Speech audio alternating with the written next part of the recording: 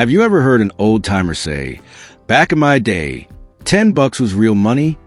You probably rolled your eyes. But what if I showed you receipts, literal grocery receipts, where $10 fed a family of four for nearly a week and still left enough for Christmas presents? That actually happened. And then, almost overnight, it vanished forever. The question isn't, was life cheaper? The question is, who stole the value of your dollar? And are they about to finish the job? Let's go back before we go forward, because you can't understand a crime without knowing what the world looked like when money still worked. For almost 100 years, from 1879 to 1933, the United States lived under a true classical gold standard. A dollar was a promise. Bring this paper to bank, and they hand you 23.22 grains of pure gold. No questions. Governments hated it because they couldn't print unlimited money to pay for wars or pet projects. But ordinary people loved it. Prices in 1920 were roughly the same as in 1880. A working man's wage bought roughly the same basket of goods for 2 generations. That stability was normal. Then came the cracks. 1914, World War I. Europe abandoned gold to print money for guns. America stayed on, the new Federal Reserve bent the rules. After the war, prices had doubled. But by 1921, the U.S. forced itself back to the old gold parity. Prices crashed back down, and stability returned for a while. 1933, Great Depression. Franklin Roosevelt needed cash for the New Deal. So Executive Order 6102, all gold coins and bullion were confiscated from citizens. Turn it in or go to prison. The dollar was devalued 40% overnight. Gold went from $20.67 an ounce to $35. Americans lost a chunk of their savings in one signature, but at least foreigners could still trade dollar for gold. The system limped on. 1944, Bretton Woods. America held 70% of the world's monetary gold. 44 nations agreed. The U.S. dollar is as good as gold, fixed at $35 an ounce. Every other currency is pegged to the dollar. It was a golden leash. America could print dollars, and the world had to accept them because they were redeemable in gold. From 1945 to 1965, this half-gold system delivered the closest thing to economic magic the world has ever seen. Inflation averaged under 2% a year. A single factory wage bought a house, a car, and annual vacations. Here are actual grocery ads from 1960. Sirloin steak, 89 cents a pound. Gallon of milk, 25 cents delivered to your door. Dozen eggs, 49 cents. Loaf of Wonder Bread, 19 cents. Maxwell House coffee, 1 pound can, 59 cents. A careful shopper in 1960 could walk out of the A&P with 5 full paper bags, steaks, milk, cereal, canned goods, fresh produce, and the register rang up $9.47. That same cart today, easily $120 to $150. And after groceries, Dad still had a Sawbuck left to take the kids to the 5 and dime for toys or to the Texaco pump. Gas was 25 cents a gallon. This wasn't because goods were cheap. It was because the dollar was strong and stable. By the mid-1960s, the cracks were spreading fast. Lyndon Johnson wanted both. Guns for Vietnam and butter for the Great Society. Medicare, Medicaid, war on poverty, without raising taxes enough to pay for them. The Federal Reserve obliged by printing dollars.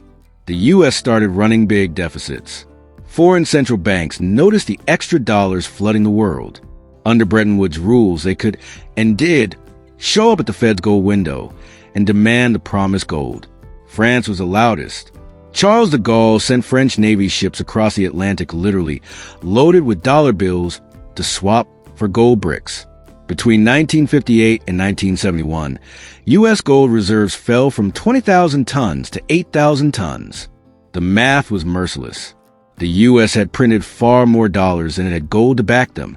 It was a Triffin dilemma in real time. To be the world's reserve currency, America had to run deficits, but those deficits destroyed confidence in the currency. On a quiet Sunday night, Richard Nixon addressed the nation.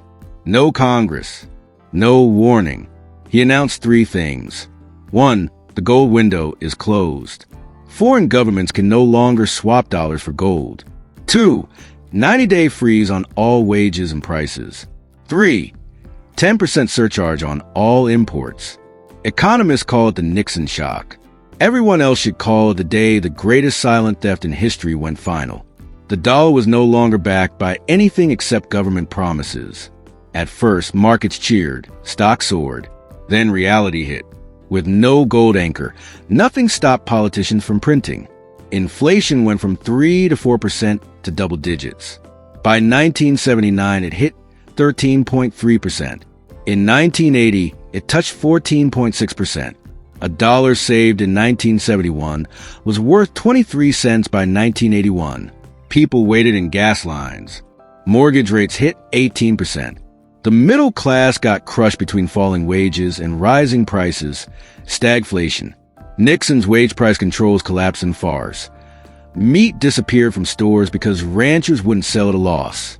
Paul Volcker finally slayed inflation in 1981 to 82 by jacking interest rates to 20%, triggering 2 recessions. But the gold window stayed closed. Every attempt to return, Reagan's Gold Commission in 1981, Ron Paul's bills, even Bitcoin itself, are treated as fringe ideas by the people who benefit from printing. Fast forward to today, since Nixon's speech, the dollar has lost 87% of its purchasing power.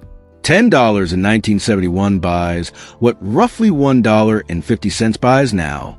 M2 money supply has exploded from $600 billion in 1971 to over $22 trillion today, an increase of more than 3,500%. We did 3 rounds of QE after 2008, then printed $6 trillion in 2020 to 2021 alone. Official CPI says inflation is only 3% right now, but ask anyone buying eggs, rent, or insurance what it really feels like. We are repeating the 1960s playbook on steroids.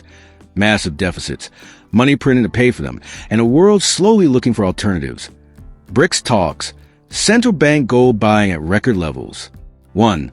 Sound money is scarce money. When governments can print unlimited currency, they eventually will, and you pay the inflation tax. 2. The 1971 severance of money from gold transferred wealth from savers to debtors, from citizens to governments and connected insiders. It was the biggest wealth transfer in history, and most people never noticed. 3. History doesn't repeat, but it rhymes. Every fiat currency in history, Roman denarius, French assignats, Weimar marks, eventually went to zero when the printing press became the only answer to political problems. We are deeper in debt, printing faster and further from any hard anchor than at any time since 1971. The next crisis, whether it's war, pandemic, or just a debt compound interest, will test whether the world still trusts a purely faith-based dollar.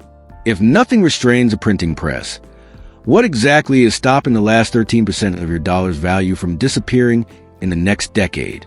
If this video made you angry, made you think, or made you want to own something no government can print, hit the like button, subscribe, and ring the bell. Drop a comment, gold, Bitcoin, or bring back the Sawbuck. I read everyone. Share this with one person who still thinks inflation is just prices going up. They need to hear the real story. Thanks for watching. See you in the next one.